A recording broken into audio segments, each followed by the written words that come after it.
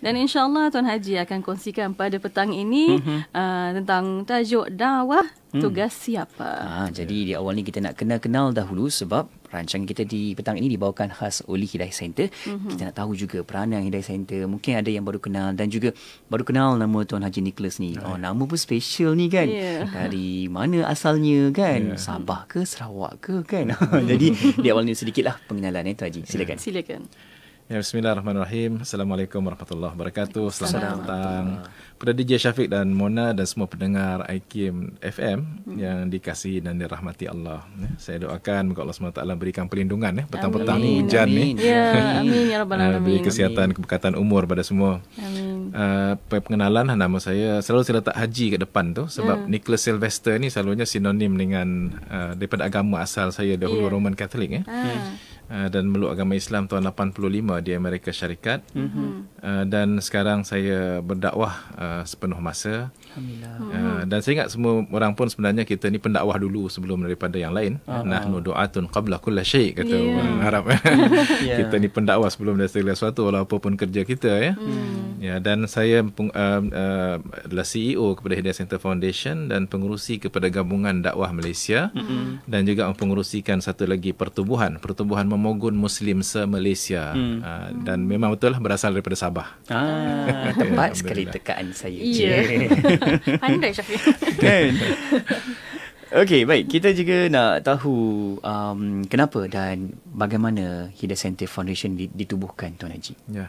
Hidayah Center ni ditubuhkan tahun 2005 dan pada masa itu kita melihat banyak kelompongan lah dalam bidang dakwah di tanah air kita.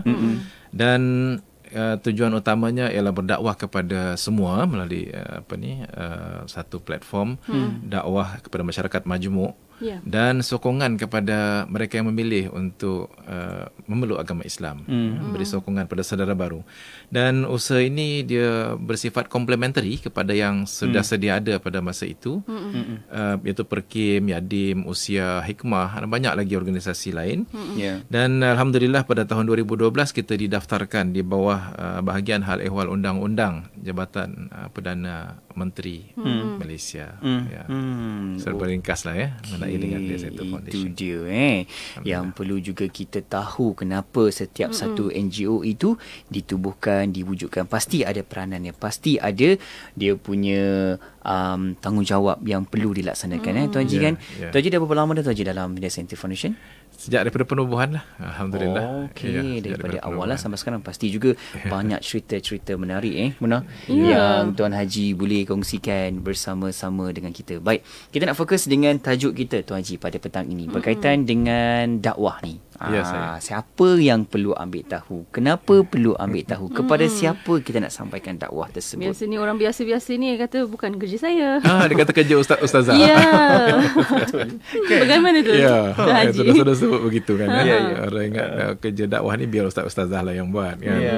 Sebenarnya kalau kita melihat kepada Al-Quran, dalam Al-Quran disebutkan Allah SWT berfirman dalam suratul Asr, Bismillahirrahmanirrahim, wal asri innal insana lafi khusr illa alladhina amanu wa amilus solihat wa tawasaw bil haqq wa tawasaw bis sabr. Demi masa sesungguhnya semua manusia itu dalam kerugian melainkan mereka yang beriman dan beramal soleh dan nasihat-menasihat kepada kebenaran dan menasihat-nasihat kepada kesabaran. Jadi mana mula dengan rugi dulu, semua orang rugi. Kecuali siapa? Kecuali yang beriman, beramal soleh dan nasihat-menasihat kepada kebenaran.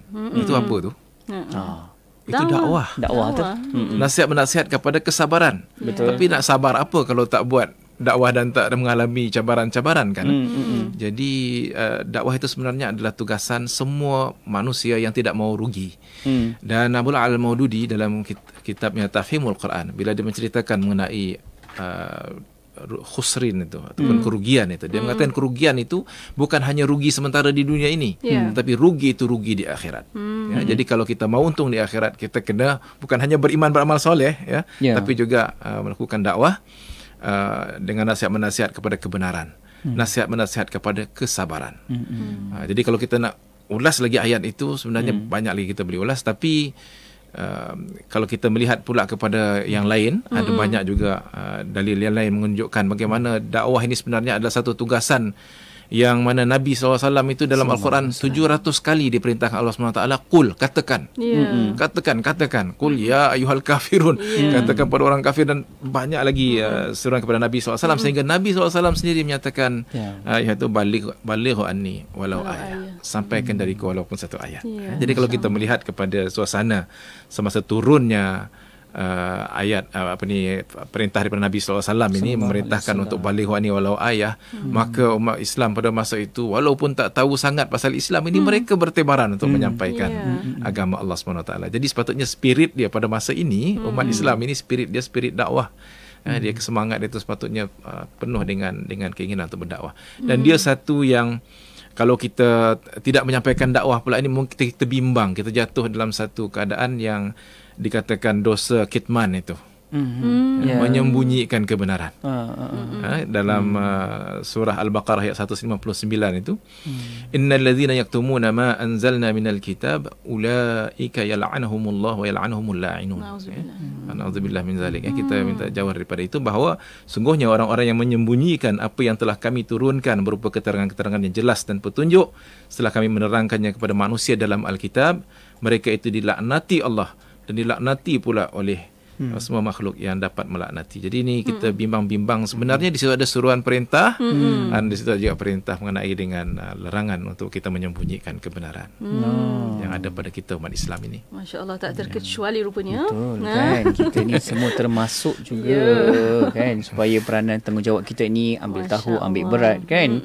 Jadi itulah yang kita perlu ingat balik. Adakah apa yang kita perlu tambah-tambahkan nilai dalam hidup kita ni kan Tuan Haji? Dakwah tu bukan kata kita ni kena buat satu benda yang besar-besar kan, tapi sekadar kita mengajak kebaikan tu ataupun tunjuk diri kita sendiri kebaikan dalam Islam tu pun, saya kira dah kira dakwah dah tu. Betul Tuan Haji? Kena tanya Tuan Haji kepastian ni. Okey. Untuk para pendengar, boleh hantarkan soalan anda untuk Islam Agamaku pada waktu ini. Boleh hantarkan ke WhatsApp konti 0129 004 dan juga boleh tinggalkan soalan anda di FB IKIM FM di bawah poster, dan juga FB Live IKIM FM pada waktu ini. InsyaAllah kita akan berehat seketika. Kembali selepas ini, insyaAllah Tuan Haji akan kongsikan pula bersama dengan kita apa keistimewaan orang yang berdakwah ni. Pasti kita ada ikon kita kan, Nabi kita, baginda Nabi Muhammad SAW. Itu dia paling contoh yang terbaik. Nanti Tuan Haji akan huraikan dengan lebih lanjut insyaAllah. Okay? Sambung kembali bersama Tuan Haji. Mungkin kita nak tahu Tuan Haji, apa keistimewaan orang yang berdakwah ni Tuan Haji? Silakan. Saya ingat Bismillahirrahmanirrahim. Apa yang disebutkan dalam Al-Quran mengenai dalam surah Yusuf, Nabi Muhammad SAW diperintahkan untuk memberitahu kepada umatnya, kepada kita lah. Auzubillahi minasyaitanir rajim. Qul hadhihi sabili ad'u ila Allah ala basiratin ana wa man ittaba'ani. Dalam surah Yusuf ayat 108 itu, katakanlah inilah jalanku, jalan yang lurus. Ad'u ila Allah, aku menyeru kepada Allah, ala basirah, atas keterangan-keterangan bukti yang nyata aku dan orang-orang yang bersama dengan aku. Jadi mana orang yang berdakwah ni adalah orang yang mengikuti Rasul, mengikuti jalan Nabi, para Anbiya alaihi salatu wasallam. Tujuan manusia yang paling mulia diutuskan Allah SWT untuk berdakwah. Jadi kalau kita berdakwah, kita seperti para Rasul lah, mengikut jejak para Rasul. Alangkah istimewanya. Hatta Allah SWT berfirman dalam surah Al-Fussilat ayat 33 itu, dalam syaitan rajim, wa man ahsanu qawlan mimman da'a ila Allah wa amila salihah wa qala innani minal muslimin. Dan siapakah yang lebih baik perkataannya? Allah bertanya, ini bukan Allah tak tahu kan? Allah menegaskan bahawa siapakah yang lebih baik perkataannya daripada mereka yang menyeru kepada Allah. Ad'u ilallah ala wa man ahsanu qawlan mimman da'a ila Allah, yang menyeru kepada Allah itu wa amila salihan, dan dia beramal dengan amal soleh, dan dia mengatakan aku termasuk orang Islam. Jadi bila ditegaskan begitu, maknanya tegasan Allah SWT, orang yang menyampaikan dakwah ini adalah orang yang baik, terbaik perkataannya. Kalau kita kira dalam sehari kan, perkataan-perkataan yang kita tuturkan, berapa banyak yang merupakan dakwah sebenarnya. Kan? Kalau kita jadi seorang pendakwah yang perkiraan dalam jiwa kita ialah macam mana nak sampaikan Islam ini, dan bagaimana untuk berkongsi kebenaran ini, maka di situ sebenarnya perkataan yang kita keluarkan perkataan yang terbaik sekali. Dan sabda Nabi SAW, dia 3 serangkai yang dibincangkan selalu oleh para ulama mengenai dengan kemuliaan orang yang berdakwah ni, keistimewaan orang yang berdakwah ni, la ayahdiyallahu bika rajulan wahidan khairul laka min humurun na'am. Dalam satu versi yang lain katakan khairul laka minad dunya wa ma fiha. Dalam satu versi yang lain khairul laka mimma tala'at 'alaiha syams. Jadi maknanya sekiranya Allah SWT buka pintu hati seorang mendapat hidayah lantaran daripada usaha kamu, itu lebih baik kepada kamu daripada unta merah, kata Nabi SAW. Kalau zaman ini kita tak faham tu nilai tu, nilai unta merah kan. Di antara benda yang paling berharga kepada orang Arab satu masa dulu, unta merah lah. Desert kan, padang pasir kan, apa yang lebih berharga daripada seolah-olah kenderaan begitu kan. Mungkin kenderaan masa ni, kalau unta merah ni, kita jangan cerita pasal Proton perdana, jangan cerita itulah, mana is like a Ferrari, red Ferrari ke apa, Porsche ke apa kan. Pada masa ni sekumpulan benda-benda begitu kan. Mana dari segi nilaian dunia, tapi maknanya dalam rangkaian yang lain tu disebutkan lebih baik kepada kamu daripada segala dunia ini dan segala isi-isinya. Kalau kita, seorang terbuka pintu hatinya, dapat hidayah lantaran daripada usaha kita, itu lebih baik daripada satu lagi rangkaian itu mengatakan daripada segala yang disinari oleh matahari. Mana bukan hanya dunia ini, kalau matahari kan dia menyinari lebih daripada itu. Planet-planet dan sebagainya, begitu besar sekali nilaiannya, keistimewaan kepada pendakwah yang kerana usahanya itu orang terbuka pintu hatinya untuk Islam. Allah, itulah yang kita menjadikan sebagai ikon kita, baginda Nabi Muhammad sallallahu alaihi wasallam. Namun bila ada baginda Nabi Muhammad sallallahu alaihi wasallam, pasti ada sirah-sirahnya juga, Tuan Haji. Kita juga nak tanya Tuan Haji, mungkin ada kisah-kisah dakwah semasa zaman Nabi Muhammad sallallahu alaihi wasallam yang mungkin boleh kita ambil ikhtibar dengan konsep dakwah tu, Tuan Haji. Ya. Sallallahu alaihi wasallam. Kalau kita melihat kepada Nabi sallallahu alaihi wasallam, ini sebenarnya sunnah yang terbesar Nabi sallallahu alaihi wasallam. Kalau kita boleh fikirkanlah, kita boleh mengkaji balik sirah Nabi sallallahu alaihi wasallam. Apa dia sunnah Nabi yang terbesar sekali? Kalau tidak dakwah. Dakwah lah. Nabi SAW diutuskan untuk berdakwah, untuk menyampaikan, mengajak orang, sehingga kan tidak ada lagi di keliling Nabi SAW itu melainkan sampai Islam kepada mereka. Umat Islam bila memeluk agama Islam mempunyai banyak cabaran. Ada di antara mereka yang datang kepada Nabi SAW dalam keadaan sudah Islam tapi ada kelemahan dari segi keimanannya. Ada yang datang jumpa Nabi, ada mengatakan, ya Rasulullah, izinkan aku berzina. Sampai macam tu pun ada kan. Sampai macam tu ada di kalangan para sahabat kan. Jadi islahiyah itu tetap berlaku, dakwah islahiyah membetulkan keadaan itu tetap berlaku. Tetapi Nabi tidak mengabaikan untuk memanggil orang, menjemput orang kepada Islam ini.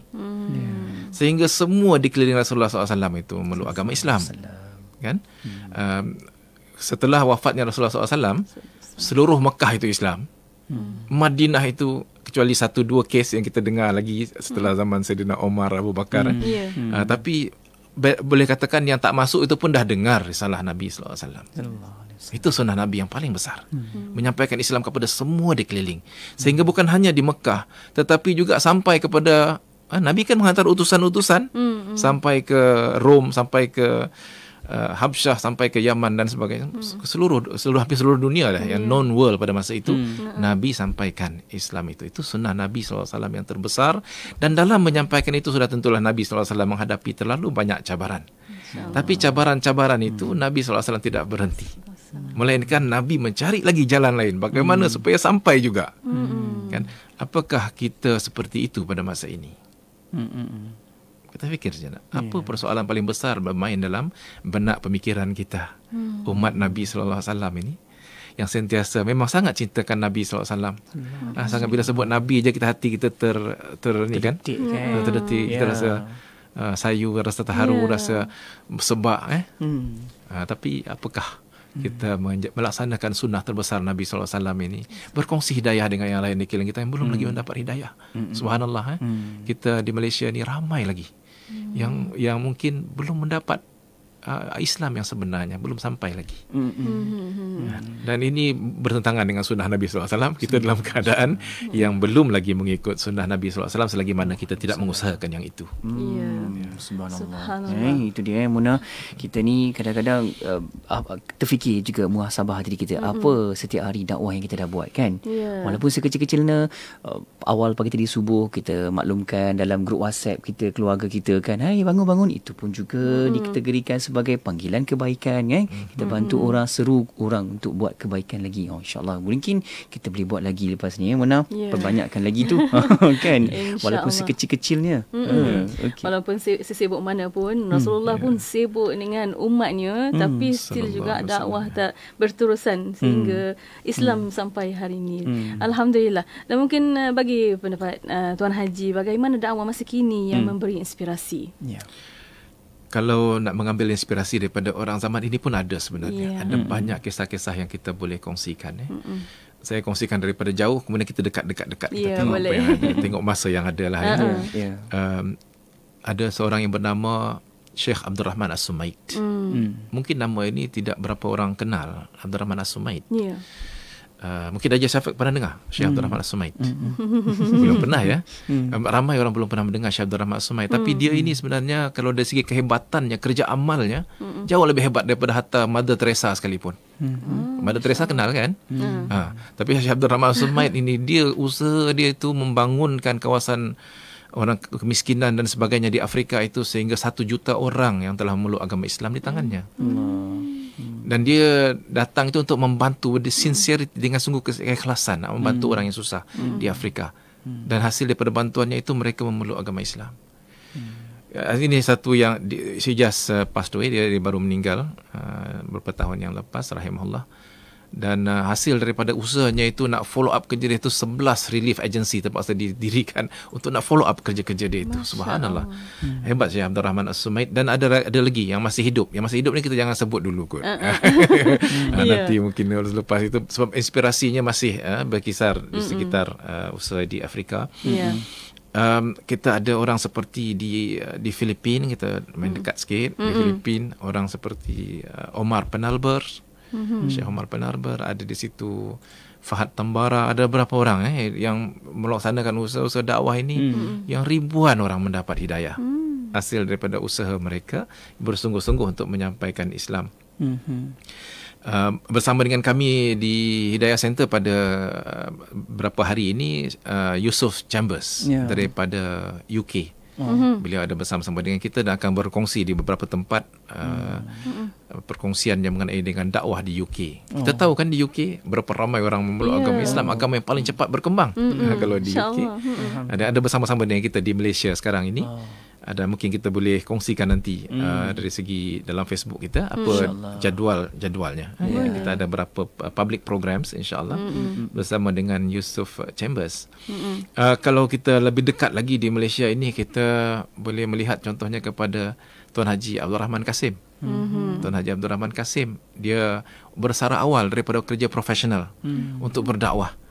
Dan dia telah membantu mendirikan 7 pusat dakwah di pedalaman negeri Sabah, dan sekarang ini menyampaikan Islam dengan begitu berkesan dalam masyarakat di sana. Ya, dan kalau kita melihat contohnya ada seorang yang muda, someone to look forward to, Wan Muhammad Wan Ibrahim, menjalankan usaha-usaha latihan dakwah dan melatih belas ribu orang di tanah air kita ni. Ini adalah orang-orang yang bersama dengan kita di Malaysia ini, dan mereka melaksanakan dakwah.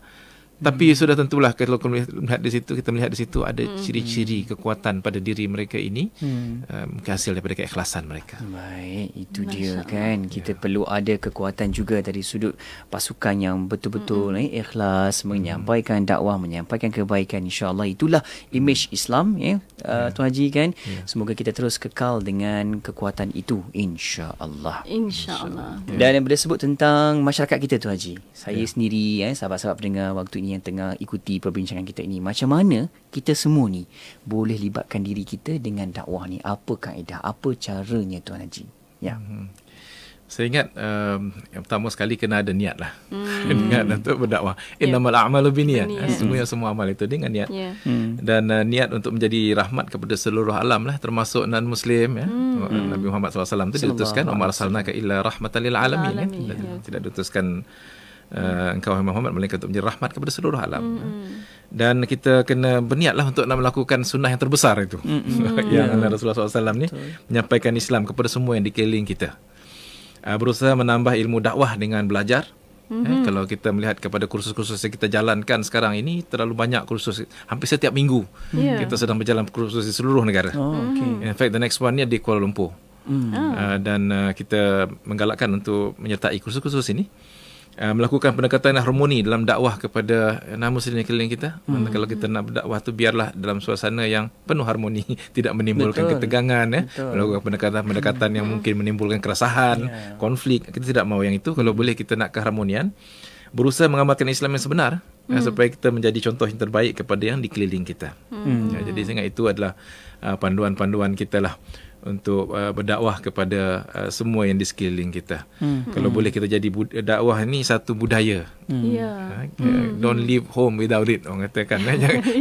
Dalam niat kita tu sentiasa kita nak menyampaikan Islam dengan cara yang harmoni, kan, dengan hubungan yang harmoni, tanpa konflik, penuh kebijaksanaan, saling menziarahi, menjemput ke masjid. Kalau dulu mungkin sukar sedikit, tapi sekarang kita sudah ada program-program, contohnya Mosque Open Day, yang mana kita mudahkan untuk mereka-mereka yang di luar kita ini, yang belum mengenali Islam itu, untuk datang ke masjid. Bagi sambutan-sambutan macam Chinese New Year kita buat di perkarangan masjid, supaya kita lebih mesra kepada orang di keliling kita untuk mengenali Islam.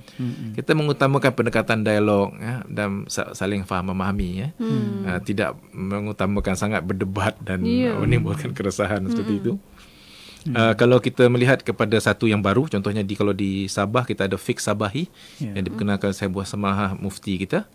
Maka Fiqh Sabahi ini dia menjadikan mudah untuk kita berinteraksi. Korban contohnya boleh bagi kepada daging korban tu kepada non-Muslim. Itu Fiqh Sabahi, dia boleh begitu, kan. Jadi kita lebih, yalah, kalau kita sembelih korban satu tempat, dan ada Muslim dan non-Muslim, kita bagi pada Muslim saja. Macam mana perasaan non-Muslim? Sedangkan itu je peluang dia orang nak tengok kerbau kena sembelih sebenarnya, contoh, kan. Jadi Fiqh Sabah itu cantik. Dan saya ingat ini antara peluang untuk kita menyampaikan, berkongsi kebenaran itu. Dan itulah Islam sebenarnya, rahmat kepada semua. Kan, konsep yang betul, konsep yang tepat sekali, kan. Baik, bila sebut tentang apa peranan kita ni sebagai masyarakat boleh lakukan, saya juga nak kaitkan dengan soalan sahabat pendengar kita ni bertanya, Tuan Haji, saya dah lama berdetik untuk berdakwah sesama jiran non-Muslim, katanya. Tapi bagaimana cara terbaik untuk saya sampaikan Islam tu? Sebab buat masa sekarang saya hanya menyantuni mereka dengan baik. Ialah kita komunikasi, kita jumpa, bertegur sapa, kan.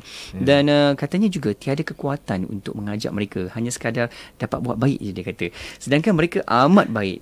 Mohon juga cara terbaik dari Tuan Haji, macam mana kita nak berdakwah ni? Masya Allah. Dia perlu ilmu lah. Kita perlu kepada ilmu, dan ilmu itu sekarang sudah mula kita sebar luaskan ilmu dakwah ini dalam bentuk latihan-latihan. Jadi saya sebutkan tadi di Kuala Lumpur pun ada. Sila pergi kepada, layari kita punya website tu, hidayahcenter.org.my tu, ataupun pergi kepada Facebook Hidayah Center Foundation. Di situ ada maklumat-maklumat latihan-latihan yang dijalankan. Saya ingat kalau dah ada terdetik perasaan nak tu, maknanya kena ada kesungguhan untuk belajar ilmu tu, kan? Dan kalau perlu bantuan, boleh hubungi juga pendakwah-pendakwah kita. Kita ada sukarelawan yang ramai, insya-Allah, yang bersedia untuk membantu. Kita ada rakan hidayah yang juga para pendengar boleh bersama dengan kita untuk berdakwah bersama dengan Hidayah Center. Ada yang nak jadi sukarelawan, boleh ke, Tuan Haji? Ya, boleh. Memang kita buka juga, kita buka. Memang kita ada program itu, insya-Allah. Okey, baik, Tuan Haji. Sebelum kita berakhir, Tuan Haji, mungkin ada sahabat pendengar yang nak tahu sendiri pengalaman Tuan Haji dalam membimbing rakan-rakan mualaf kita, kan, saudara baharu kita. Untuk mereka ini pastinya ada dugaan cabaran. Macam mana kita ini, peranan kita sebagai orang Islam, menguatkan hati mereka, cabaran dari sudut mental, fizikal mereka ni. Tuan Haji pasti ada pengalaman, cerita sikit, Tuan Haji. Yang menolong saudara-saudara baru ini, kita ada, kalau di Hidayah Center ni kita ada lebih 50 kelas yang sedang berjalan di seluruh negara. Maknanya setiap secara berkala tu kita ada kelas-kelas itu berjalan di seluruh negara. Jadi ini di antara cara mereka untuk join, mengikuti kelas. Dan tidak ada yang lebih menguatkan keyakinan seorang selain daripada ilmu. Ilmu itu penting, bersama dengan para pendidik-pendidik kita yang volunteer dan juga yang melaksanakan tugas penuh masa mendidik mereka, ada di semua tempat. Kalau saya ingat dalam kisah inspirasi tadi saya boleh sebut beberapa nama sebenarnya. Yang mereka ini telah menyantuni beribu-ribu saudara baru ni melalui Hidayah Center Foundation.